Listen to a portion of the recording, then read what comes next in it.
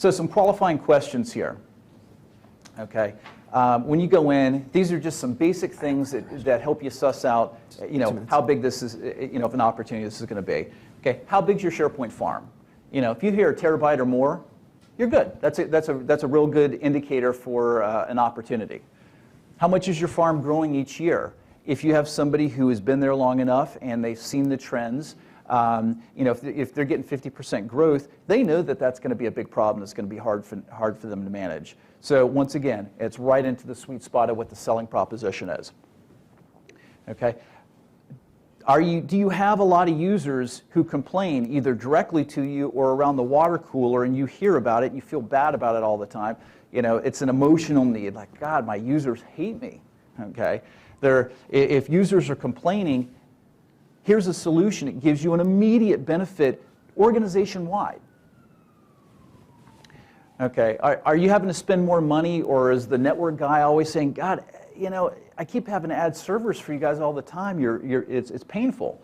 So if they're having to spend more money, that's an unsustainable path to keep throwing hardware at it. You hear that? Good indicator that they could be primed to receive the messages that we're selling. How long does it take you to do your backup? Okay. If they say, you know what, when I had 500 gig, I was able to be doing it at 3.5 hours. I've had this growth over the past couple years, and now I kind of look and it's 8 hours. Okay, that's untenable for my organization. If it's more than 4 hours, it's probably a good sign that they could get tremendous benefit from this and really shrink down the pain around backups. How big are your databases? If you're larger than 200 gigabytes, they say yes.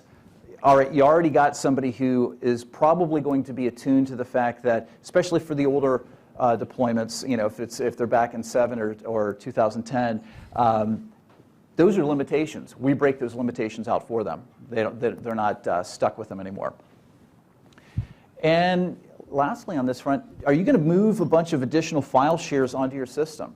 If the answer is yes, they're a great candidate because, one, they're not going to want to import all of that content physically into the system.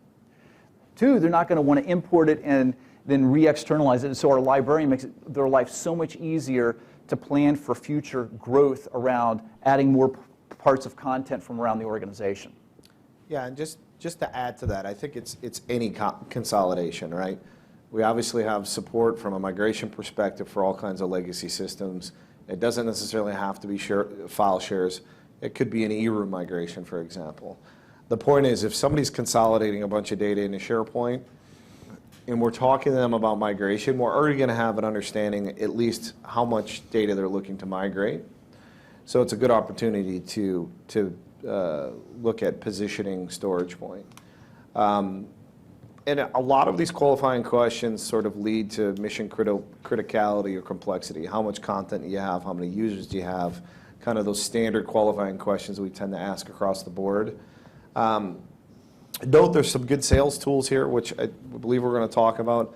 But if you ask a SharePoint admin how large is your SharePoint environment, and they don't know, we have a free tool they can download called the Blobulator, and quickly go see, how large are your databases and how much space will they save if they were to externalize. How much smaller will your databases get if I deploy StoragePoint and externalize all that content outside of SQL Server databases.